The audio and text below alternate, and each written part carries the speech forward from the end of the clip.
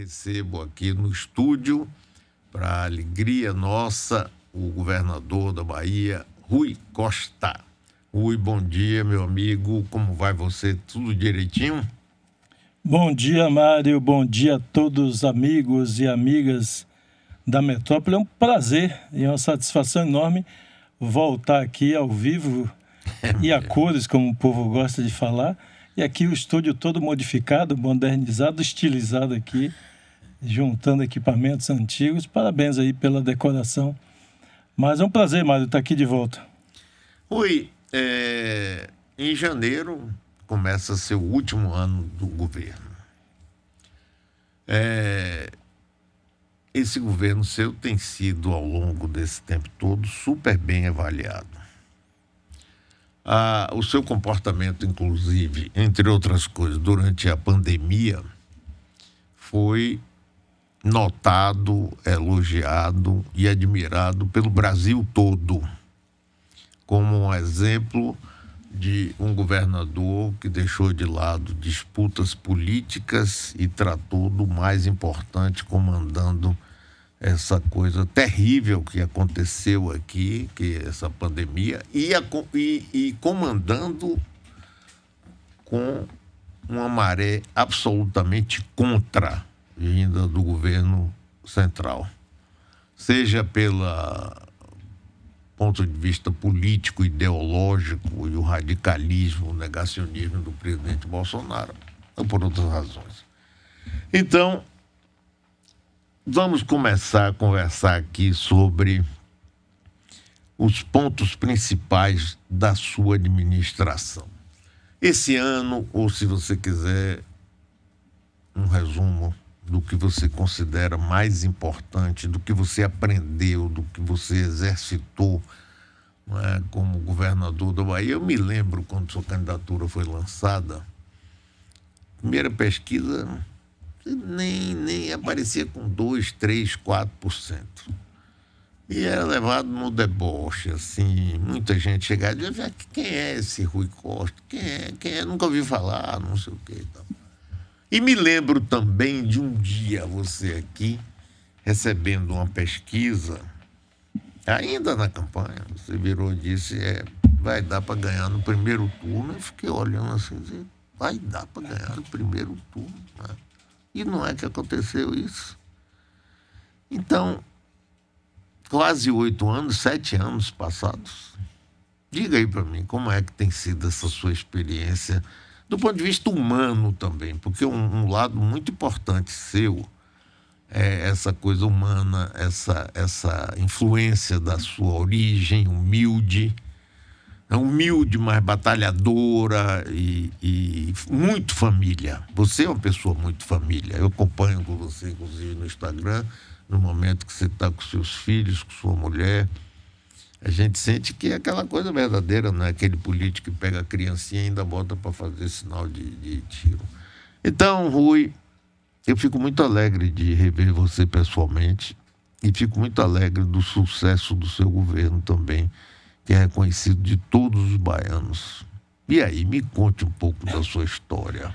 Mário, primeiro é uma alegria grande estar aqui mais uma vez e ouvindo você falar, eu tenho que cuidar para não me emocionar, porque esses 7 anos, eu diria que se perguntou do ponto de vista pessoal, é um pouco uma realização de vida, de alma, e é um pouco a realização, eu diria, de família, né?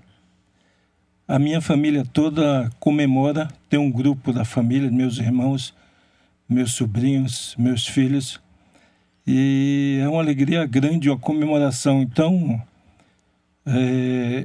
todos se sentem orgulhosos e remetem um pouco à nossa infância, adolescência, à nossa família, minha mãe, ao meu pai.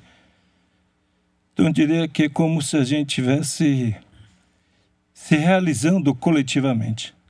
Então, eu confesso que ao chegar ao final do 7º ano, vai dando um sentimento de que ainda tem muito por fazer. essa semana, tem duas pessoas que têm repetido isso, e isso de fato é a expressão do que é a minha postura.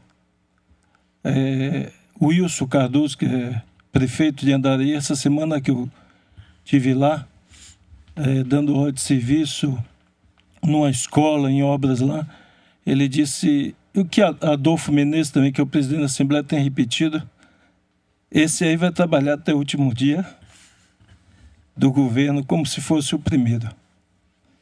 Então, eu saio daqui hoje, da entrevista, vou inaugurar a emergência do Roberto Santos, a nova emergência, aquele grande hospital criado e construído por um grande governador na história da Bahia, que foi Roberto Santos, e que pensou no longo prazo, pensou grande, pensou a Bahia grande, e construiu o que ainda hoje é o maior hospital do Nordeste do Brasil.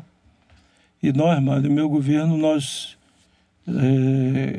botamos lá, hoje em janeiro concluo esse investimento de 78 milhões de reais em investimentos para requalificar, modernizar e atualizar a infraestrutura e a tecnologia daquele hospital.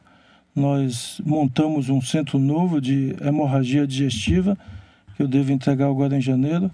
Hoje eu entrego uma ampliação e requalificação completa da emergência. Nós já tínhamos feito a requalificação completa da unidade vascular, de acidente cerebral vascular, obras com um novo refeitório, de urbanização do entorno do hospital e da área interna, da área de pediatria, de gestante, e, portanto, um investimento para deixar aquele hospital ainda mais moderno, mais, eu diria, qualificado para exercer a sua função. E assino também hoje, Mário, o que para mim é uma grande realização pessoal, que é a ampliação desse hospital que definitivamente marcou, eu acho, positivamente a saúde pública na Bahia, e hoje é uma referência para todas as mulheres e significou um paradigma de cuidado com as pessoas, que é o Hospital da Mulher. Isso. Nós construímos e hoje eu assino uma ampliação para construir mais 6 mil metros quadrados naquele hospital. São mais 35 milhões de reais, onde nós vamos implantar a unidade de radioterapia e várias unidades novas, ampliação do número de leitos de internação. Portanto, o hospital vai crescer e eu, se Deus quiser, inauguro ainda esse ano. São 10 meses de obra, então nós vamos quase que duplicar o tamanho daquele hospital e aumentando ainda mais a sua complexidade. Você não sabe a emoção que eu sinto toda vez que eu vou lá, de ver a gratidão, a alegria, o reconhecimento daquelas mulheres. E esse Hospital da Mulher, Mário, se articula com... Outro dia eu estava somando, são 16 hospitais novos, somado com o que Wagner construiu. Se eu somar e incluir aí as ampliações e requalificações de grande porte, nós estamos falando de 22 unidades de saúde. Então, em janeiro, eu entrego mais 2. Entrego o Hospital da Chapada Diamantina, de infanto, materno-infantil, que eu já tinha entregue o primeiro hospital regional da Chapada, e está funcionando lá em Ceabra, e agora em janeiro eu entrego a unidade materno-infantil, que é a unidade nova, requalificada. Há um mês atrás entreguei a unidade materno-infantil lá de Ilhéus. Esse ano também entregamos a unidade aqui do subúrbio, que está funcionando. E espero que até fevereiro a gente possa entregar o hospital de Itaberaba, que é um hospital que funcionou durante alguns anos, mas estava há décadas fechado. E eu estive lá visitando com o prefeito e nós decidimos requalificar, ampliar. Eu diria quase que construir um novo, porque aproveitou poucas paredes e a laje do prédio, mas o resto todo é novo. Hoje eu vi até uma postagem na rede social do prefeito. A obra física já está concluída e nós estamos fazendo o acabamento final na área externa e já iniciando a instalação dos equipamentos. Então, até fevereiro, no máximo, a gente entrega essa outra unidade de saúde importantíssima para a saúde pública da Bahia. Então, eu diria que a sensação é de realização pessoal, realização familiar e a expressão maior do que é cuidar de gente, né? Eu diria que ao longo do nosso governo eu tive como prioridade exercer e fazer a expressão maior do que é o ato de governar, que para mim é cuidar de gente.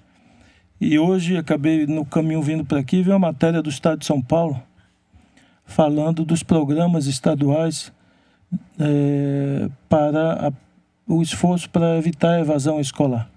E o exemplo que inicia a matéria, que tem destaque na matéria, é o caso da Bahia, com os investimentos que nós fizemos no Bolsa Presença, que é uma ajuda que nós damos a 340 mil famílias que têm filhos matriculados na rede escolar, de R$150. Eles citam também o programa que nós criamos do monitor escolar. O que é um monitor? Nada mais do que aquilo que minha mãe me botava para fazer na infância. Quando eu era adolescente, ela, Mário, não deixava eu ir brincar quando acabava minha tarefa de escolar, para poder ensinar os meninos na rua que tinham tirado nota baixa.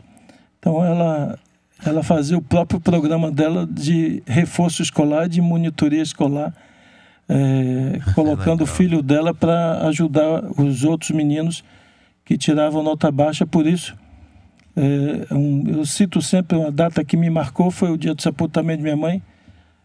Centenas de pessoas estavam lá para agradecer e dizer: sua mãe foi a grande mãezona da rua, que saía de porta em porta pedindo para ver o boletim escolar de todo mundo. Que maravilha. E levando os meninos que tinham nota baixa para você ensinar. Então, e hoje a gente transformou isso que ela fazia em política pública. Nós temos 52 mil monitores escolares e, como a maioria das pessoas são de baixa renda, a gente dá uma contribuição para esses jovens de R$100, que ajuda com certeza no orçamento familiar, para que eles possam se sustentar. Porque, Mário, o nosso grande esforço eu diria, criar as bases para a construção de uma Bahia mais igual, uma Bahia que melhore a renda das pessoas. Quando a gente avaliou no início do ano, no retorno das aulas, a situação de risco de evasão escolar, eu mandei fazer uma atualização do perfil de renda da nossa população escolar. E é impressionante, Mário. Nós adotamos o critério para pagar esse auxílio de famílias que têm renda familiar até R$90 per capita. R$90 per capita. Se uma família tem R$90 per capita, se tem 4 filhos, nós estamos falando de R$360 por mês. Das 750 mil matrículas, 350 mil alunos se encaixaram nesse perfil. Então, isso dá o quadro, eu diria, dramático do que é o perfil de renda secular da Bahia. E o nosso esforço e a minha pregação por onde eu passo, de que só a educação poderá transformar essa realidade e só grandes investimentos de infraestrutura capazes de tornar a Bahia mais competitiva, capazes de trazer grandes investimentos para a Bahia e gerar renda, emprego, e emprego de maior qualidade, de melhor remuneração, para que a gente crie um efeito cascata positivo no sentido da renda das pessoas. Então esse é todo o esforço que nós estamos fazendo e, com fé em Deus, a gente está plantando as sementes de uma Bahia melhor. Não é à toa que esse esforço que nós fizemos, a Bahia que todo investidor que chega aqui no estado, empresários, quando eu começo a falar os dados da Bahia, eles ficam impressionados. E todos me dizem a mesma coisa: você precisa falar mais isso para o Brasil, porque eu acho que o Brasil conhece pouco o que está sendo feito aqui em termos de dados. Porque não é fácil, mas você ser a 16ª arrecadação per capita do Brasil e durante 7 anos você ser o segundo estado em investimento. Só atrás do estado de São Paulo. Então a gente arrecada muito menos do que Minas, muito menos do que Rio, muito menos do que Rio Grande do Sul, do que Paraná, do que Santa Catarina. Nós somos o 16º, nós arrecadamos menos do que Sergipe em receita per capita. E a Bahia, ao longo desses 7 anos, é o segundo lugar em investimento absoluto. Não estou falando do investimento relativo, não, absoluto. Isso tudo é um esforço de gestão gigantesco. Mas em 7 anos, tivemos uma redução de custeio da ordem de quase 8 bilhões de reais. Ou seja, recursos que não tinham plena eficácia na sua aplicação, e nós transformamos todo esse recurso em novos investimentos. Isso faz com que a Bahia, apresente hoje, seja o estado com maior investimento em saúde pública. Nós temos investimento nominal maior do que o estado de São Paulo em saúde pública. Nós estamos deixando 26 policlínicas construídas, 16 hospitais novos. Se eu contabilizar, como eu falei, hospitais com grandes investimentos de ampliação, estou falando de 22. Agora, até final de janeiro, eu quero em Jequié inaugurar o Hospital da Criança, que nós estamos fazendo lá também dentro do Prado Valadares. E eu aqui quero agradecer, ela deve estar se arrumando agora, porque eu insisti muito para ela ir para o Roberto Santa, minha queridíssima esposa Aline, que me ajudou muito ao longo desse período. Ela que é enfermeira, me ajudando eu diria, dar mais detalhes para mim da importância de cada investimento, de cada ação na saúde, de cada detalhe. Me ajudou muito a montar lá o Hospital da Mulher.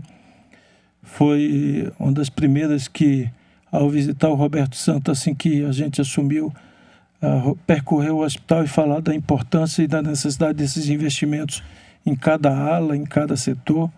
Então, quero aqui agradecer publicamente toda a ajuda que ela me deu ali ao longo de 7 anos e ter me dado até aqui. Então, é uma emoção grande virar o ano e iniciar esse último mandato. E eu quero, ao longo do ano, Mário, eu sei que no final você vai falar de política, vai me perguntar se eu sou candidato, mas se eu lhe disser que, na pureza da minha alma, é evidente que eu, como um ser político, que quero ajudar a transformar esse país, porque eu tenho 2 filhos adultos, 2 filhas crianças, e o país não pode continuar, o Brasil não aguenta mais 4 anos desse jeito. Eu, evidente, faço política de forma coletiva e vou conversar com o nosso grupo qual é a melhor função, qual é o melhor papel que eu posso fazer esse ano de 22, mas eu confesso que no fundo da minha alma, a minha vontade pessoal é de ficar até o dia 31 de dezembro inaugurando e iniciando novas obras no estado da Bahia. Nós ainda temos muita coisa para fazer. Agora, em janeiro, eu inicio a construção do que vai ser o maior hospital de ortopedia do Brasil, aqui pertinho. Nós compramos essa área aqui da Oi Telemar, aqui no Cabula. Sim, sim. São 80 mil metros quadrados. E o prédio principal, que é um prédio de 6 pavimentos, 6 ou 7 pavimentos, térreo 6 mais 1, 7 pavimentos. Nós vamos botar mais um pavimento e, como é laje aberta, praticamente está pronta a infraestrutura e nós vamos montar ali o hospital de ortopedia, porque o Manuel Vitorino hoje é um hospital da década de 40 ou 50. Por aí. E não tem menor condição de dar um atendimento e um volume de procedimento mais adequado. Então, nós vamos construir esse novo hospital, que será o maior do Brasil. Hoje, o maior hospital de ortopedia, considerando o hospital que faz só ortopedia, é o Hospital Federal do Rio de Janeiro, o Instituto de Ortopedia. E o nosso aqui será maior em leitos e maior em procedimentos. Será o estilo do SARA, inclusive com piscina para reabilitação, fazendo o mesmo estilo de reabilitação e de cirurgias e procedimentos de alta complexidade em ortopedia.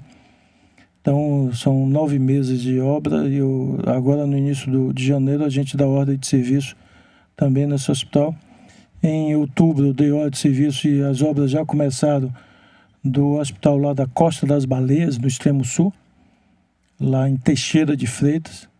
Então, nós fizemos, eu diria, uma verdadeira revolução do bem, revolução da vida humana nos investimentos em saúde pública. Eu não tenho a menor dúvida disso. Agora, eu queria perguntar um negócio a você, Rui. Tem um deputado federal, eu não estou lembrando o nome dele, que dizia, sempre insistia em dizer que você é um excelente governador, mas que na hora da política você é um desastre. Que você não conversa, que não sei o quê, que ele tem que entrar na chapa majoritária, porque senão ele muda de lado. Eu não me lembro desse rapaz, mas sei que tem esse personagem, daí fica sempre sobrevoando. Você acha... Bom, que é excelente administrador, não vamos nem discutir, porque se até ele acha, né? E a população, qualquer pesquisa, não precisa eu dizer, qualquer pesquisa que faça, você sai muitíssimo bem. Mas política, você se acha um sujeito assim que não gosta de política, não gosta de conversar, não tem saco? Como é que é a história? Abre o jogo aí pra gente falar. Ô, Mário, eu diria que a humanidade tem coisas interessantes, tem coisas curiosas e interessantes. As mesmas palavras ou as mesmas frases podem ser vistas e entendidas de forma diferente pelas pessoas. Quando a pessoa fala, você não é político ou você não gosta de política, depende do que você entende como política. Eu entendo como política a arte de cuidar das pessoas. Se política é isso, eu adoro política. Eu adoro ir para o interior, ser abraçado pelas pessoas. Eu fui essa semana para o interior do estado, não consegui fazer as duas agendas, porque estava chovendo muito, tive que cancelar a cidade de Pindaí, mas fui na cidade de Cacolé. E você não sabe, mas a emoção que dá para ser abraçado por pessoas de várias idades, homens, mulheres, jovens, idosos. E às vezes cada abraço afetuoso, uma senhora veio e me abraçou apertado e disse, abra sua mão. E ela botou a mão fechada na minha, apertou, fez uma oração. Quando eu abri a mão estava um crucifixo e um terço na mão. É emocionante, né? E ela disse,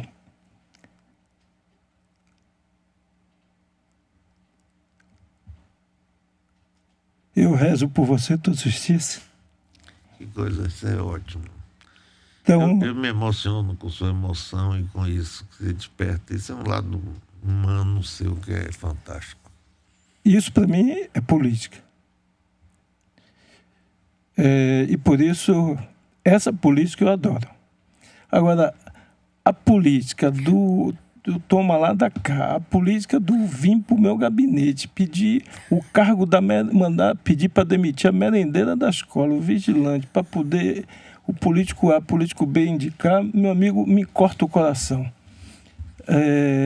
Sabe, esse para mim é o pior lado da política. Eu sonho com a Bahia, com o Brasil, Mário, parecido com os principais países desenvolvidos do mundo, com a Europa, sabe, penso o nosso povo tendo a oportunidade de ser o que quiser ser na vida, médico, enfermeiro, técnico, jogador de futebol, artista, cantor, músico, o que cada um quiser ser, ter a oportunidade de uma saúde de qualidade, de uma educação de qualidade. E quando a gente vê o que essas pessoas chamam de fazer política, eu vi ontem uma matéria de um deputado, senador, falando que estava recebendo orçamento secreto R$500 bilhão, 500 milhões, não sei se você viu. Eu vi. Tem 300, 400 milhões de orçamento secreto que ninguém sabe para onde está indo, de onde vem, de onde... Isso é política. Esconder o orçamento. Orçamento é dinheiro público que o povo não sabe. 20 bi, 30 bi, para onde está indo, em que está sendo aplicado. Você ouve os políticos falar que estão vendendo emenda parlamentar, ouve prefeitos falar, governador, o comércio de emenda, quer dizer, é um negócio triste. Então, realmente, se isso é política, se essa política eu não gosto. essa política, eu diria, eu detesto. Eu não tenho paciência para isso. Eu não posso, Mário, ter paciência com esse perfil social que eu acabei de dizer. E você, pessoas que ganham quase 40 mil reais, e as pessoas estão atrás de mais espaço, mais indicação, mais isso, mais aquilo, recursos. Eles tratam 20, 30 bi como se fosse um trocado, num país que as pessoas estão famintas. Então, isso é muito triste. Então, se essa é a política, dessa eu não gosto. Mas eu gosto, sim, da política de cuidar das pessoas, gosto de ir na escola. Fui esse ano, retomei minha visita nas escolas, que o ano passado, por conta da pandemia, não podemos fazer. Você não sabe a alegria que é chegar numa escola e os alunos todos perfilados, ou todo mundo batendo palma, agradecendo, abraçando, dizendo: ó, governador, o que você tem feito nas escolas tem ajudado a melhorar a vida nossa, a estimular a arte, a cultura, a outro sentimento de humanidade desses jovens. Tem uma entrevista no Estado de São Paulo de uma jovem que ela diz que estava para abandonar a escola. E essas ajudas, esses programas que nós criamos, ela decidiu junto com a família que ela devia persistir, porque ela ia concluir o 2º grau e ia fazer a universidade. Então, cada coisa dessa que a gente vai fazendo, isso estimula mais. Então, eu quero fazer essa política, a política do bem, a política do cuidar das pessoas, a política de que, eu digo sempre, eu trabalho por prazer. Tem pessoas que vão por trabalho todo dia por obrigação, né? Eu não, eu aprendi a ter prazer, né, em trabalhar, prazer em realizar, e não é hoje não, sempre foi assim. Desde que eu comecei, mesmo na fábrica, quando eu estava trabalhando, e eu aprendi isso com minha mãe. Eu me lembro, minha mãe não gostava muito que eu saísse com ela para ajudar ela quando ela ia fazer faxina na casa dos outros, mas eu brigava para ir. Eu me lembro que uma vez eu fui numa casa de uma senhora que depois até faleceu de câncer. Ela morava ali no São Bento, na Joana Angélica, que você dobra à direita ali, rua direita de São Bento. Sim. Tinha um casarão ali, ela morava num casarão no 2º andar, no 1º ou 2º pavimento. E sempre minha mãe ia lá fazer a limpeza da casa dela. Aí uma vez eu fui, eu me lembro a primeira vez que eu fui com minha mãe. Aí eu entrei, a minha mãe disse: lava ali o banheiro. Aí eu fui lavar o banheiro, depois ela foi lá olhar, ela disse: lave de novo. Não ficou bom, não. Aprenda uma coisa na vida: tudo que você for fazer, desde limpar a casa de alguém, se você for um dia engenheiro, o que você for, faça o melhor que você puder, para quando alguém passar e dizer: aqui foi o Rui que fez. Isso nunca me saiu da cabeça. Então, tudo na vida, desde que eu comecei na fábrica, eu dizia, como sindicalista, eu dizia para as pessoas: o maior valor seu é o valor da sua mão de obra, então faça o melhor. E eu procuro me doar completamente no ato de ser governador. É uma oportunidade singular que o povo da Bahia me deu. Carregarei eternamente o orgulho de ter sido, na história da Bahia, o governador com maior votação nominal, com maior votação percentual que qualquer governador já teve. Isso, para alguém que veio de onde eu vi, teve a origem social que eu tive, é de um simbolismo muito grande. Claro, claro. Muito grande.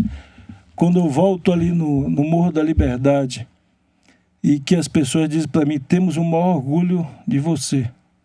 A gente se sente sentado na cadeira de governador com você.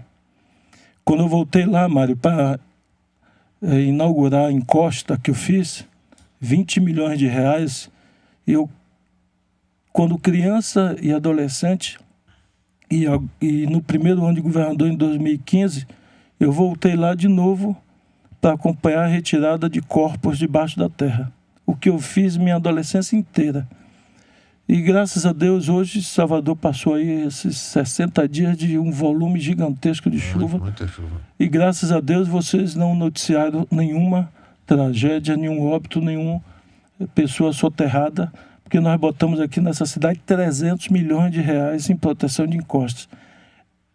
é o tipo de obra que ninguém que nasceu no mármore iria fazer, porque fica escondida, ninguém vê na cidade, a não ser as maiores. Aqui, onde eu nasci, você até da Igreja do Bonfim dá para você ver, porque a extensão é muito grande, essa dá para ver da Igreja do Bonfim. Mas a maioria não vê, porque fica no fundo da casa das pessoas. Não vê não. E ninguém nunca fez. Então só sabe a importância desses investimentos quem está lá. Como diz o ditado, só sabe quem está onde está a goteira, quem está embaixo do telhado. Então, isso tudo eu levarei na minha memória, a minha gratidão ao povo da Bahia, a minha realização por ter feito e está fazendo, e faremos ainda muita coisa. Temos muita escola. Nesse momento, deixa eu perguntar um negócio. Nós temos 131 escolas em construção, Mário, nesse momento. 131? 131 nesse momento. Eu já inaugurei 20 e poucas, nós vamos para quase 160 escolas novas em nosso mandato. Outros governadores, é evidente que fizeram escolas, mas eu não conheço ninguém que tenha feito 160 escolas no governo. E escolas de grande porte. Escolas com infraestrutura para esporte, para educação. A escola... Eu tenho orgulho de dizer isso. A policlínica que a gente construiu não tem nenhuma clínica ou policlínica particular melhor do que a nossa. Nem em ambiente e nem em equipamentos. Do mesmo jeito que a escola que nós estamos construindo, eu posso dizer, não tem nenhuma escola particular em infraestrutura melhor do que as que nós estamos construindo para as pessoas estudarem. E eu espero que a gente consiga, e a minha pregação é todos os dias, Mário, para que as famílias se envolvam com a educação dos filhos, dos netos, porque isso dará um salto gigantesco na educação na Bahia. Eu estou vendo assim, você bronzeado, você tem ido à praia muito assim? Não. Eu quero até saber que praia você está achando que tem sol, porque só faz chover e você está bronzeado. Assim. Na rua, fazendo agenda. Aliás, novembro e dezembro choveu muito na maioria das cidades da Bahia. Mas eu vou muito para a rua, Mário. Eu vou completar aí quase 700 viagens ao interior, mesmo incluindo aí o período de pandemia. Então, porque eu gosto de governar, estando acompanhando cada obra, cada cidade. E esse período, o povo... Até essa semana eu tive com o deputado Diego Coronel, que ele até me disse... Ninguém está entendendo nada, governador. Na Assembleia o povo está falando, esse homem é doido. Está no final de governo e o cara está fazendo 2 agendas por dia, no final de ano, em dezembro, quando todo mundo já desligou os motores e está reduzindo a velocidade para o final do ano. Esse homem está acelerando e fazendo 2 agendas por dia, correndo como se fosse o primeiro mês de governo. E eu digo a ele, se acostume, porque vai ser assim até o último mês, que vai ser correria... Sim, mas então vamos entrar em política. Otto Alencar já disse que é candidato a senador. Disse aqui essa semana. Jacques Wagner, semana passada, disse que é candidato a governador.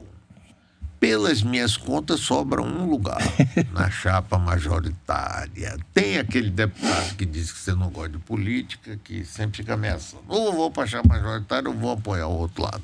Mas não vem ao caso. Eu quero saber o seguinte. Bom, você disse que você pretende ir até o fim do governo. E esse terceiro lugar que sobra é de candidato a vice-governador. Você já começou a conversar? Abra o jogo aí. Ô, Mário, nós vamos trabalhar muito, Mário, para fazer o sucessor, porque eu entendo... Eu vou dizer isso ao longo desse ano, no período eleitoral nós vamos conversar. Não se trata de uma diferença de nomes ou de partidos somente. Se trata de uma diferença de prioridades de governo.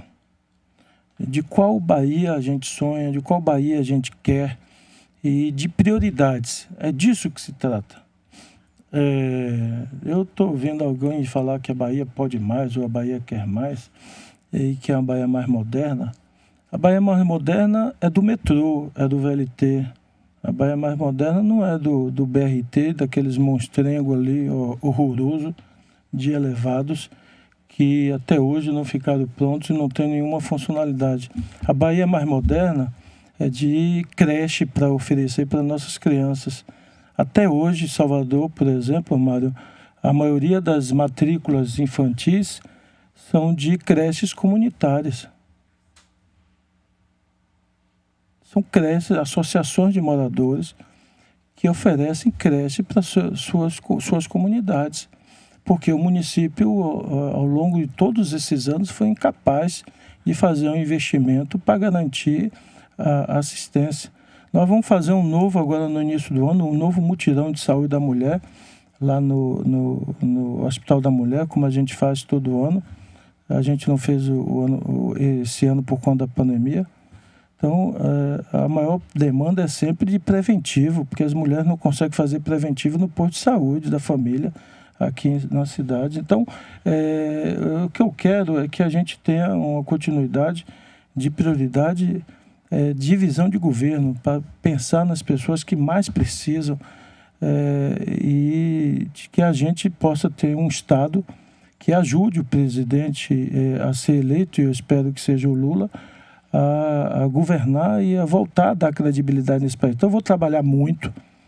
Agora, Mário, eu confesso a você que o foco da minha agenda até esse mês de dezembro não foi costura eleitoral. Eu digo sempre que um dos graves problemas do Brasil é que todo mundo se elege e ninguém quer cuidar de governar ou cuidar das pessoas. Todo mundo só quer ficar todo o período falando de política e cuidando de política e esquece de cuidar das pessoas. Então, eu disse para mim mesmo que até o mês de dezembro eu não iria focar em articulação política para as eleições do ano que vem. E só iria fazer isso agora a partir de janeiro. Então, em janeiro chegou a hora da onça beber água. Em janeiro nós vamos entrar para definir a chapa nossa. Então, eu vou tirar aí uns dias para descansar entre o Natal e eu prometi para minha família, que me pediu muito que pelo menos tirasse esse período, já que o ano 2022 vai ser um ano muito carregado, com a agenda muito apertada. Me pediu pelo menos, então, tira aí entre o Natal e o Ano Novo uns dias para a gente ficar em família, descansando, depois você volta com a carga total. Então, assim que eu voltar desses dias de descanso, eu vou retomar com todo o gás, não só a agenda administrativa, mas vou abrir conversações com os nossos aliados para a definição, ainda no mês de janeiro, o que eu quero, da nossa chapa para que irá disputar o governo da Bahia, a vaga de Senado, a vaga de vice, e também intensificar as articulações a nível nacional. Eu tive no almoço, no jantar, melhor dizendo, em São Paulo, com o presidente Lula, que reuniu muitas pessoas da política, tinham lá pessoas de vários partidos políticos, um jantar, eu diria, muito simbólico politicamente, que representa um pouco da ansiedade do povo brasileiro em retomar a credibilidade do Brasil, e o Lula hoje simboliza isso. Então, eu quero participar ativamente dessa retomada do país e que a gente consiga, que a Bahia se alinhe com esse projeto nacional, que a Bahia pode muito. Se nós conseguirmos, ao longo desses 16 anos, particularmente nesses últimos 7 anos, remando contra a maré, porque eu não tive a oportunidade que Wagner teve de ter um presidente ou uma presidente aliada. E mesmo assim nós conseguimos, como eu já anunciei aqui, segundo lugar em investimento. Então eu quero cuidar disso, da montagem da chapa, e estarei disponível para ajudar essa chapa. Farei todo o esforço possível para que a gente possa ter a continuidade dessas prioridades, das ações sociais, dos investimentos sociais em saúde, educação, infraestrutura, e que a Bahia seja modernizada, em que alguém não considere investimento em saúde e educação e cuidado com as pessoas mais pobres, investimentos a serem relegados, ou deem prioridade... Esse é recado para alguém especificamente ou é genérico? Não, é genérico. É genérico, né? Oh, meu Deus. Olha aqui, a Mário diz: Mário, bom dia. Não sou petista, aliás, não sou de esquerda, sou um liberal, mas votei e voltarei sempre em Rui Costa, por ser um homem íntegro e honesto e um excelente gestor público. Abraço a todos da metrópole, Amaro. Agora o nosso redator-chefe André Uzeda quer fazer uma pergunta ao governador. Bom dia, governador, tudo bem? Bom dia. Um debate muito sensível hoje no país é a segurança pública.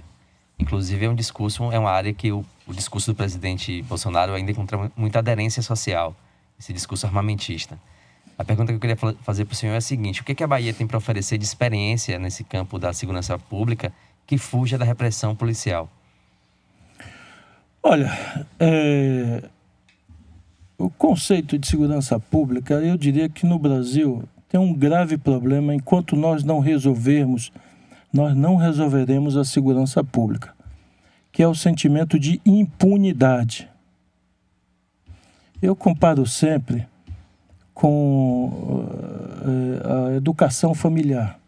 Eu digo sempre, o melhor pai e a melhor mãe não é aquela que deixa o filho, desde pequenininho, fazer tudo o que quer. O melhor pai, a melhor mãe e a melhor educação é aquela que vai educando seus filhos sem agredir ninguém. Não precisa bater. Eu nunca bati em um filho meu. Eu nunca dei um tapa em um filho meu. E graças a Deus eu aprendi com meu pai. Meu pai nunca precisou me bater. Meu pai olhava para mim, eu já entendia que eu estava fazendo alguma coisa errada e eu já murchava e já... Então, e o sentimento de impunidade é um sentimento que estimula o crime, a violência, a prática delituosa, a corrupção, a grande, a pequena, seja qual for. Então, no Brasil, nós temos esse gravíssimo problema, é o problema da impunidade. Impunidade, eu diria, de uma forma generalizada, onde o sistema judicial brasileiro funciona muito mal, e vira um círculo vicioso, entendeu?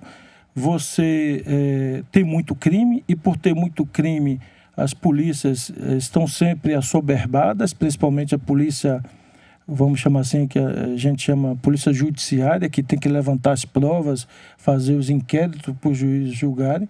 Então, a gente assiste filme policial, o filme faz o enredo inteiro, o pessoal investigando um crime até encontrar. Aqui, por dia, no Brasil, o cara que está, um delegado tocando uma delegacia, por dia ele tem vários crimes a investigar, desde um roubo de galinha a um assassinato. Então é um volume gigantesco, e quando ele consegue, que percentualmente é um número irrisório do total de crimes cometidos, levar o cabra para julgamento, em geral essas pessoas não são julgadas. A maioria das pessoas que estão nos presídios da Bahia e do Brasil hoje sequer tiveram um julgamento até hoje. Mesmo as que estão presas. Eu sei disso. E aí, eu estou falando do sistema judicial, não estou falando de nenhum juiz em particular, nem da Justiça da Bahia. Estou falando conceitualmente para nenhum juiz se sentir aqui, vestir a carapuça. No Brasil inteiro, tem soltura de criminosos perigosos por decurso de prazo, que eles chamam... recurso prazal, o negócio, eu não sou advogado, mas tem, ou seja, venceu o prazo e o juiz não julgou, e portanto ele tem que soltar. Não, tem um caso, inclusive, daquele traficante, rapaz, perigoso, que sumiu no mundo. Grandes traficantes, os traficantes que estão hoje aqui no Paraguai, nas fronteiras, são todos que estavam presos e foram soltos por recurso de prazo.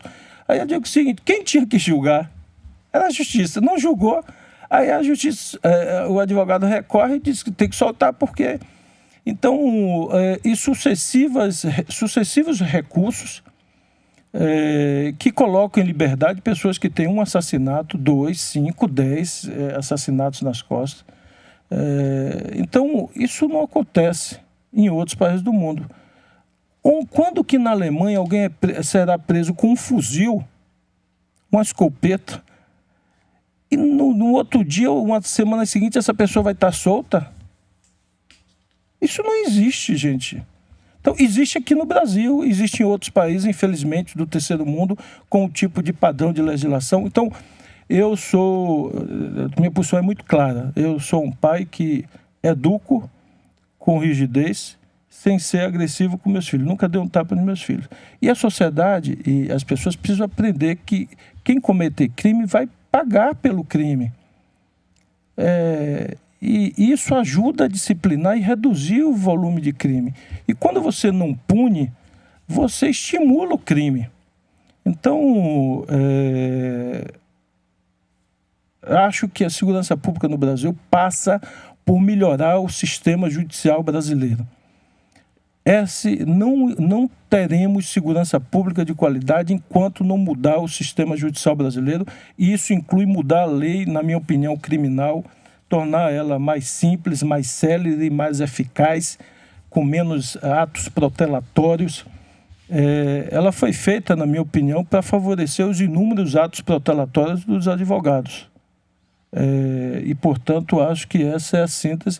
Nós modernizamos muito a segurança pública, um investimento gigantesco. Agora, com monitoramento eletrônico de placas de carros, de pessoas, que até o ano que vem está 100% concluída nas 80 cidades. Isso vai trazer, na minha opinião, um ganho enorme para a identificação dos crimes ou prevenção dos crimes e dar comprovação material que muitas vezes falta para o juiz condenar aquelas pessoas pelos atos delituosos. Nós fizemos programas no sentido de inovação, de premiação aos policiais. Nós temos pago por ano 40 milhões de reais para premiar redução de violência. Agora, infelizmente, tem uma máxima que sempre perseguiu a humanidade. Toda vez que se aumenta a miséria, aumenta a fome, aumenta o desemprego, em qualquer lugar do mundo aumentou e aumenta a violência. É sempre assim na história da humanidade, em qualquer país do mundo. Toda vez que se aumenta muito o desemprego, a pobreza, a exclusão, você aumenta a violência, aumenta o roubo. Agora, governador, a gente assiste aí nitidamente uma ação do presidente Bolsonaro no sentido de favorecer as polícias e, sobretudo, a tentativa de transformar as polícias militares, hoje subordinadas aos governadores, em autônomas ou ligadas diretamente ao governo federal. E, claramente, isso é uma manobra política que pode, no meu entendimento, não sei se você concorda, servir como um motivo para se tentar embaralhar a eleição do próximo ano num estilo parecido com o que Donald Trump tentou lá. Só que aqui, de uma forma mais agressiva, mais grosseira. Você vê o ministro da Segurança Institucional do presidente general falando um bocado de coisa, a luta contra o Supremo, essa bajulação excessiva em relação aos policiais e a tentativa de tirar a polícia militar do controle dos governadores. Você não acha que isso pode embaralhar tudo no próximo ano? O presidente perde a eleição, mas não vou entregar o governo. Pronto. Não, eu não acredito nisso não, Mário, que eu diria que ele tentou recentemente fazer um ato ou coisa semelhante, estimulando a polícia. A maioria dos policiais, não só da Bahia, do Brasil, são pais e mães de família que tem um sonho que qualquer um de nós tem, de ver seus filhos crescer, de formar seus filhos, de curtir sua família, de trabalhar naquela profissão que escolheu. A esmagadora maioria não é aventureira, não é baderneira. O presidente, sim, ele tem uma história na vida dele da baderna. Ele, que tinha uma carreira de oficial do Exército, largou a carreira para fazer baderna e ser expulso do Exército. Então, o que ele faz hoje, e sempre fez na vida inteira, é baderna. Só que naquela época foi dentro do Exército e depois disso faz baderna na política, faz baderna na vida pessoal. Infelizmente, esse é o perfil do presidente que nós temos. Mas não acredito de forma nenhuma. E vejo com alguma tristeza, viu, isso que você fala, e é verdade, de alguns oficiais. Isso não é a instituição, não é a instituição da Marinha, não é a instituição do Exército ou das Forças Armadas em geral, mas vejo com tristeza que algumas pessoas, alguns oficiais, resolveram não mais priorizar a sua instituição, seja a Marinha, a Aeronáutica ou o Exército, e ficar fazendo coisa de bajulação para o presidente da República. uma instituição como a Marinha, o Exército e a Aeronáutica não é uma instituição de governo, deste ou daquele governo, do presidente A, B, C, D ou E. Essas são instituições da sociedade brasileira, do Estado brasileiro. Então, assim, essas pessoas deveriam se portar, porque durante as suas carreiras, vários presidentes passaram ou passarão, e elas não podem se sujeitar a isso. Então, por exemplo, a Marinha tem tanto por fazer pelo Brasil, o mundo inteiro está avançando em tecnologia, e uma das fronteiras de avanço da tecnologia é sempre as seguranças, os investimentos em tecnologia de navegação, tecnologia espacial, tecnologia de submarinos, enfim. É isso que nossas Forças Armadas deviam estar pensando, planejando, em se associar a universidades, a institutos de pesquisa, a estar apostando nesse caminho, que é o caminho, as grandes fronteiras da humanidade, hoje utilizadas no mundo civil, o GPS, a geolocalização, isso tudo nasceu nos investimentos dos exércitos de cada país, das Forças Armadas de cada país. Então, nós estamos ficando para trás como país, como ciência, como pesquisa, e estamos ficando para trás, inclusive, do ponto de vista do pensar no longo prazo das nossas Forças Armadas, que infelizmente foram diminuídas na sua expressão e no seu planejamento, se transformando apenas nessa coisa política. Olha, minha esposa está aqui, veio me fazer uma surpresa. Eu falei, meu amor, que bom. Daqui a pouco eu venho para aqui para você sentar aqui e dar uma palavrinha no microfone. Tá linda, viu? Parabéns. Então, transformou isso que você falou em mera coisa demagógica, corporativa, de ficar polarizando a corporação pelo salário, pela remuneração, e tentando como se houvesse uma baderna ou insubordinação. O que é a tradição das Forças Armadas e de qualquer regime de carreira militar é disciplina. E tudo que ele não prega é disciplina. Então... Agora, Rui, me diga o seguinte, tudo indica que no próximo ano teremos de novo a polarização Lula-Bolsonaro. E aí? Só para complementar, e muita gente buscando uma terceira via. E a gente está vendo, pelo menos até agora, não vejo terceira via apontando no horizonte. Mário, eu não acredito em terceira via, em quarta via. O país é um país continental. Ou alguém pega alguma onda, como aconteceu na época com a onda Collor, depois aí com a onda Bolsonaro, e surfa nessa onda, ou não tendo isso, e até agora não há sinal nenhum disso, a população vai ser muito pragmática. Eu não acredito num genérico tipo ex-juiz, porque o povo sempre prefere o original, né? O povo às vezes compra o genérico porque não tem dinheiro para comprar o original, mas se puder escolher, o povo escolhe o original. Por que vai ficar com o genérico? Isso tem alguma que se refere a alguma coisa aqui da Bahia? Não, eu falo nacional. Estou perguntando, não ofende, não. Então, não adianta você tentar enrolar o povo mais uma vez. Eu acho que o povo viveu o que o Banco Mundial, eu sempre cito isso, porque às vezes, como eu sou filiado do PT, as pessoas podem estar falando, não, ele está falando como petista. Não, eu recorro e me socorro sempre a esse relatório do Banco Mundial, que o título, se você que está nos ouvindo quiser olhar na internet e ler, eu até recomendo, dê uma lida. Chama Década de Ouro do Brasil. Sabe que clicar no Google, esse relatório aparece, ele tem duas versões, uma resumida, são 30 e poucas páginas, e uma versão mais completa de pouco mais de 300 páginas, com gráficos, tabelas, mostrando que os 10 anos de 2003 ao ano de 2013 foi a melhor década do século inteiro no Brasil. Foi a década que todos os indicadores evoluíram positivamente, desde indicadores sociais como diminuição da fome, redução da pobreza, inclusão de mais de 40 milhões na classe média. Foi o período de maior investimento em habitação popular, o maior investimento em esgotamento sanitário, maior investimento em abastecimento de água, maior investimento em energia elétrica, maior investimento em construção de hospitais, em postos de saúde, em universidades, em escolas técnicas. Então, isso tudo está no gráfico, tem um gráfico mostrando em cada tema desse que eu estou falando, a redução da mortalidade infantil, enfim.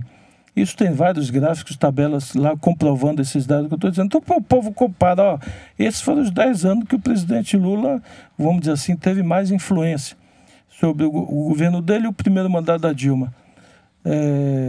E hoje está essa tragédia. Então, o povo diz, olha, vamos voltar àquele período, eu estou com saudade daquele período de que o Brasil crescia, que o Brasil construía casa, que o Brasil tinha emprego, que eu podia comer carne, que a inflação estava controlada. Eles conseguiram destruir aquilo que, historicamente, foi até o PSDB que fez, Fernando Henrique, que é a estabilidade da moeda. A inflação voltou a passar de 2 dígitos. Até isso ele conseguiu destruir. Ou seja, alguém que estranha aí a aliança com Alckmin, não devia estranhar, não. As pessoas do bem, que independente das divergências políticas específicas neste tema ou naquele tema, mas que, por exemplo, construíram a estabilidade da moeda, estão indignadas porque está se jogando tudo fora. O Brasil está sendo destruído por essa turma que está aí, junto com essa, repito, não é só o presidente, porque eu, inclusive, tenho conversado com o presidente Lula e eu estou muito preocupado, Mário, e direi isso insistentemente ao longo de 22. Nós não podemos cometer o erro que foi cometido no período que se elegeu Dilma, ou seja, votou sem Dilma e votou em um monte de deputado que chegou lá, queria perpetuar essa coisa da desigualdade do Brasil, queria o meu pirão primeiro, e como a Dilma endureceu e não deu o pirão para eles, eles caçaram a Dilma. Então eu digo o seguinte, se você quer um país novo, quer voltar a fazer o país crescer, desenvolver, não basta votar no Lula, é preciso votar nos deputados, nos senadores, porque senão nós vamos, o Lula não terá condições de fazer o que eles fizeram. Eles, na verdade, Mário, o presidente abdicou de governar. Hoje não tem governo no Brasil. O Congresso capturou o orçamento federal. Está na mão do relator do Congresso todo o dinheiro da União hoje. E é por isso que você ouve um deputado, um senador, $500 milhão ele ia receber. Quer dizer, isso é inimaginável. Eu pergunto a você que está me ouvindo, qual é o lugar do mundo civilizado que acontece isso, que um deputado tem $500 milhão de emenda secreta, 300 milhões, 200 milhões? Virou uma farra esse negócio, isso é um escândalo. Você não constrói e não faz mais programa de governo. É tomar lá da cá em tudo só para garantir a reeleição do parlamentar. Então isso não existe, não tem país que se coloque de pé com isso. Não conheço. A Alemanha tem isso, na Suíça tem isso, na Suécia tem isso, na Espanha tem isso, na Itália tem isso. Aonde tem isso? Me diga um país sério do mundo que cuide do seu povo de forma séria, tem isso que estão fazendo com o Brasil. Me diga. Então, pense e reflita, independente se você é médico, trabalhador petroquímico, se é motorista de ônibus ou dona de casa, pense nisso. Então, ou nós vamos, de fato, botar gente que não fique fazendo essa farra com dinheiro público. Eu não estou falando necessariamente de meter a mão no dinheiro, que eu não tenho prova, não posso falar isso. Mas é farra no sentido de você não fazer nenhum programa de governo, não fazer os investimentos de longo prazo para ficar nessa política do toma lá da cá e fazendo farra com o dinheiro público e o Congresso, ou boa parte do Congresso, capturando o orçamento da União. Então, ninguém governará o Brasil, ouça o que eu estou lhe dizendo, ninguém governará o Brasil se não mudar esse padrão que foi instituído pelo Congresso Nacional na relação com o governo federal. Não tem como governar. Eu concordo inteiramente. Não tem como governar. Disso. Essa chantagem, faca no pescoço do presidente, ou dá ou desce, nós não vamos recuperar nosso país. Então pense, eu vou dizer isso todos os meses do ano 2022. Diga mesmo. Porque não é possível permanecer essa farra. Então, alguns países do mundo, Mário, o voto tem essa vinculação, né? Você, se vai votar em um governador, por exemplo, na Alemanha, você necessariamente tem que votar no senador daquele estado que está aliado com o governador. Na França, por exemplo, você vota primeiro no presidente da República e depois você vota no Congresso. Então, aí você já dá um apoio que é fundamental. Eu tenho falado muito isso aqui, a gente só fica pensando no presidente e esquece esse Congresso que está aí, rapaz. Isso é um absurdo que está acontecendo. É uma tragédia. Tragédia. Então, na Alemanha, eu perguntei lá aos alemães por que eles fazem esse atrelamento. Eles disseram, porque nós não queremos ser o Brasil, que elege um governador e bota o senador para ser oposição ao governador. Então, o cara passa os 4 anos, o estado que ele deveria representar, ele passa boicotando o seu estado. Muita gente reclamou, Mário, que eu reclamei porque o Congresso, o Lira, que é o presidente da Câmara dos Deputados, votou para tirar 10 bi da Bahia.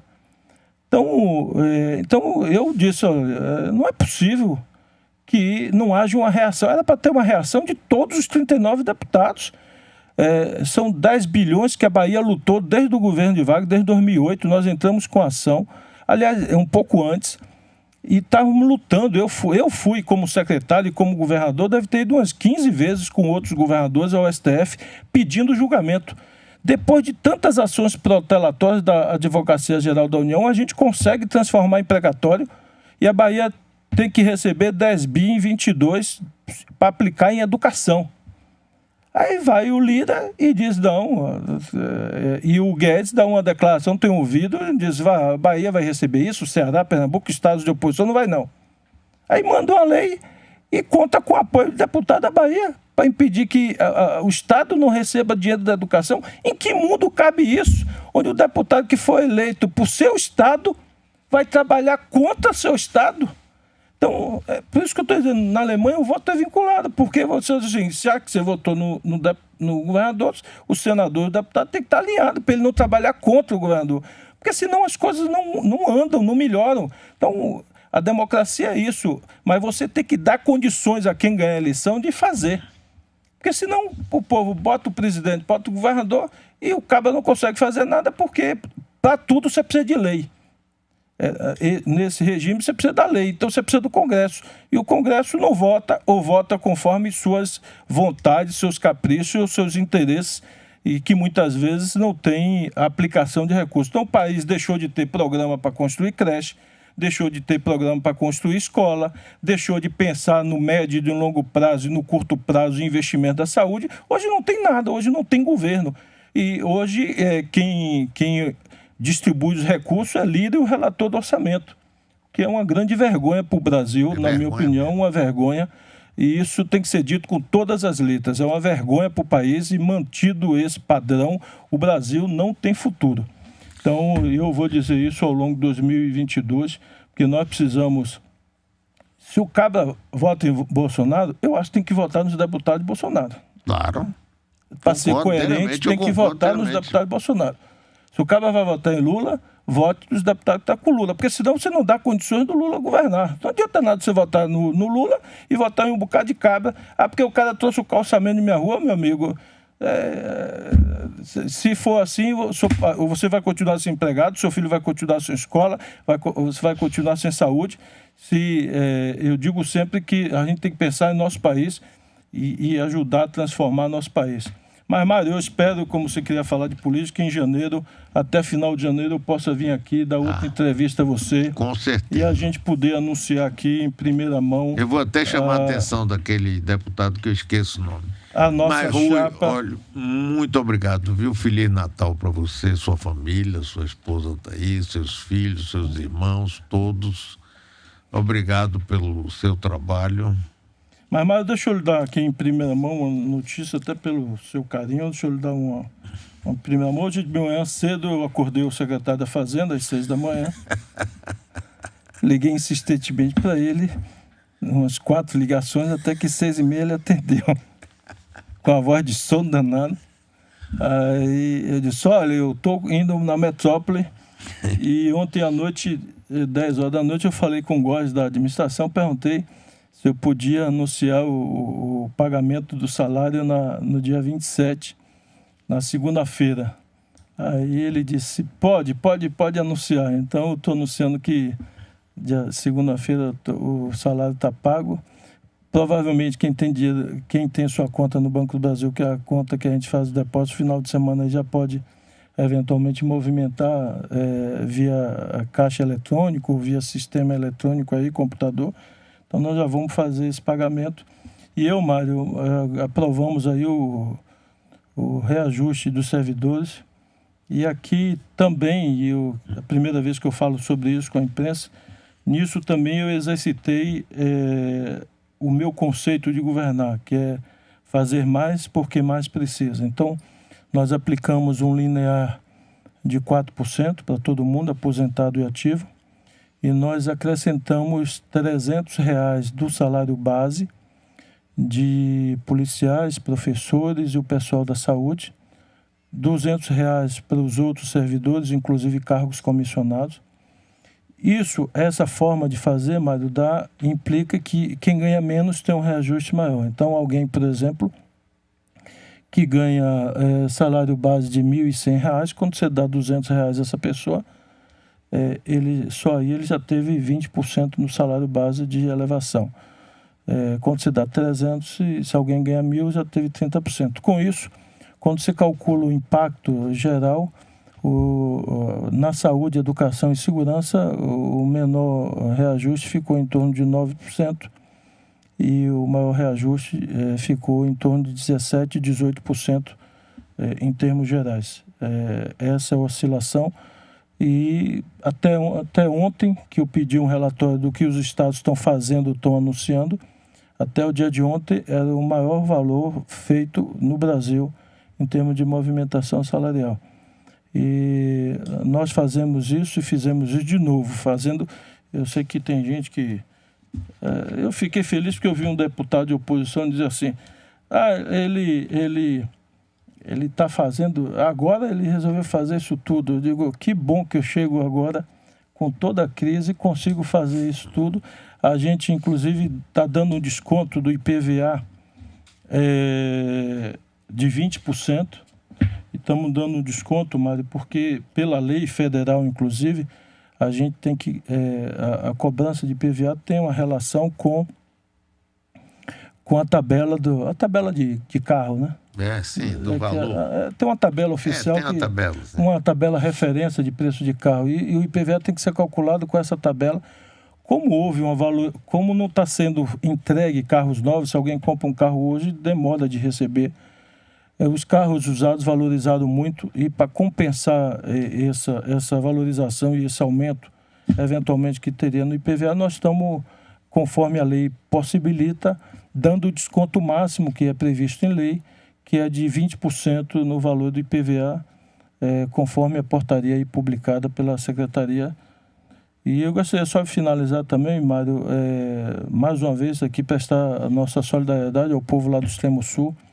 Nós, na segunda-feira, tentei fazer a agenda, cheguei a Porto Seguro, tentei 2 vezes de helicóptero passar para a Videira, não consegui, mas nós na segunda entregamos lá ambulância para todos os municípios do Extremo Sul, uma ambulância grande, uma van para todos os municípios, entregamos máquinas, tratores, equipamentos para ajudar no trabalho da recuperação das estradas da zona rural e dos agricultores também.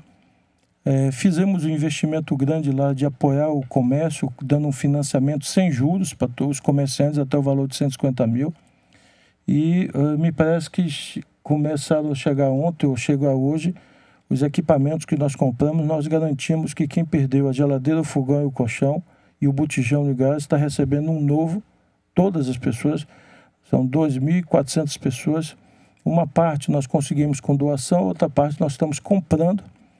E ontem à noite até recebemos uma doação de uma loja, me fugiu o nome agora, de esporte, que mandou... Teve de Magazine Luiza, não foi? Teve, Magazine Luiza doou 2.000 itens, eu quero aqui agradecer. 500 geladeiras, 500 fogões e 1.000 colchões. A Coelba doou 500 geladeiras, a refinaria Landulfo Alves doou 500 fogões. E o que faltou para completar esses 2.400, o Estado comprou. E eu acho que a partir de hoje a gente começa a entregar esses itens às famílias. E em janeiro eu começo a construir as casas. Nós vamos recuperar as casas que foram perdidas. E aí não foi só no Extremo Sul. Ontem mesmo eu recebi a prefeita de Macarani. A água subiu também, perderam 47 casas. Então nós vamos recuperar essas casas. A Amargosa também tiveram casas perdidas. Essa é o tipo de coisa, Mário, que sempre quem fazia era o governo federal. O recurso para reconstruir casa é sempre do governo federal. E nós estamos tendo que fazer isso tudo com recurso próprio. A Casa de Material de Esporte foi a DAIS, que ontem chegaram muitas caixas, eu não sei a quantidade de material, mas eram muitas caixas de doação de camisa, short, até chuteira tem. Mas, de qualquer forma, queremos agradecer aqui a doação. E nós vamos hoje distribuir lá para as pessoas do Extremo Sul, que, graças a Deus, estamos recuperando a infraestrutura e recuperando a vida e dando apoio do governo do Estado àquelas famílias que perderam tudo nesse período de enchente. Eu não posso reclamar de chuva, né? O Estado que tem 2/3 do território no semiárido, não pode reclamar de chuva. A chuva só poderia vir mais espaçada, né? E não vir tão concentrada. Né? Mas, Mário, obrigado aí pela oportunidade. Quero agradecer a audiência. O problema de vir aqui é que sempre você consegue me emocionar. Quando eu falo de governo, falo da vida. Mas eu diria que a política só é bonita quando ela é feita com emoção. Eu também acho. Quando ela é feita com excesso de profissionalismo, esse profissionalismo, entre aspas, que normalmente os políticos fazem, ela vira algo frio. Concordo inteiramente. E o povo não gosta dessa política. Assim como eu não gosto, o povo também não gosta. O povo que vive numa situação muito difícil, o povo não gosta, cansou dessa história desses políticos eloquentes que foram treinados durante a infância, a juventude, para falar de forma eloquente. E, na verdade, não tem alma, não tem coração. Minha mãe dizia um negócio que é absoluta verdade. A cabeça nossa, Mário, pensa e o coração bate no ritmo da caminhada que a gente fez. Né?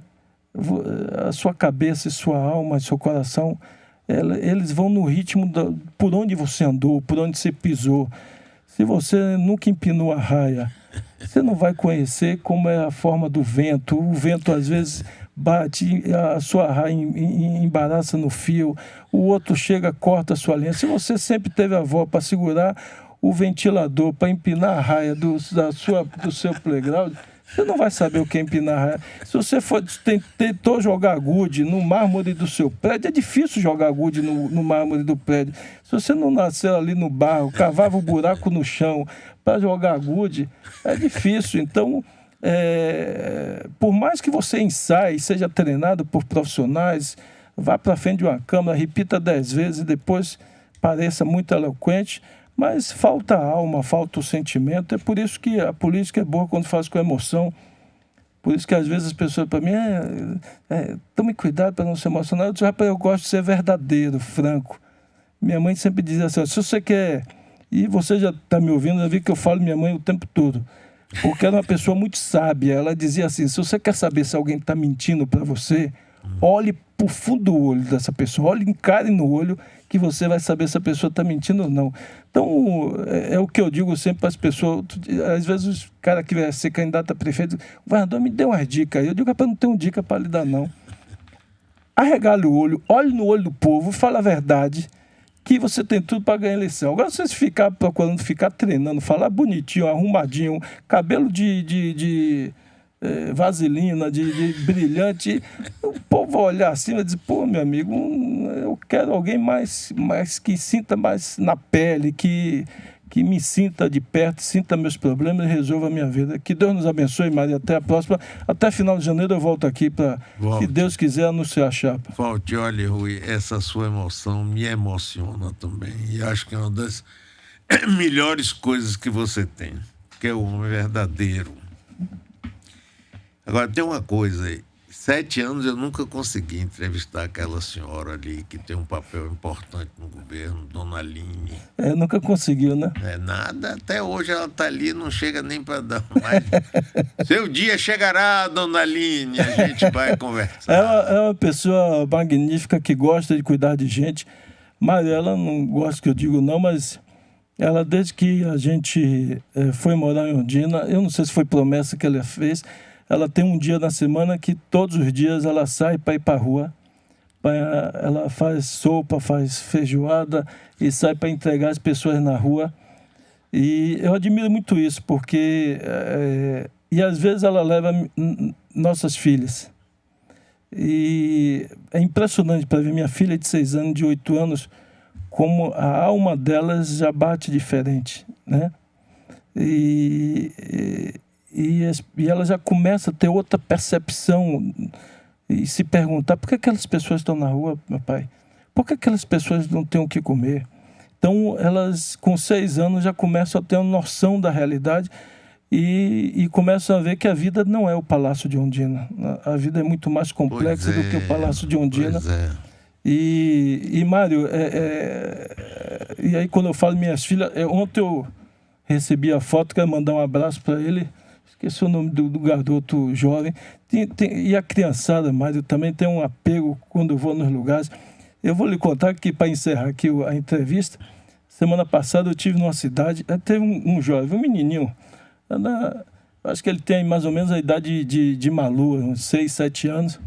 Aí eu saí do helicóptero no estádio, aí ele encostou em mim e disse: eu queria uma audiência com você. Eu disse: audiência? Ele: quero ter uma reunião com você. Eu disse: pode ser daqui a pouco? Ele disse: pode.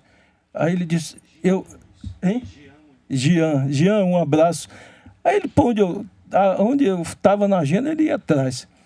Aí ele chegou na hora que eu estava visitando a escola: eu quero saber que horário você vai me dar minha audiência. Eu digo: então é agora, aqui, pode falar.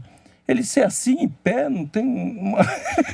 Eu disse: então vamos aqui no canto, senta aqui na mesa, aqui, vamos conversar aqui, diga qual é o seu pleito. Ele disse: olha, eu vou para a escola todos os dias, só que eu moro longe da escola, aí eu vou andando.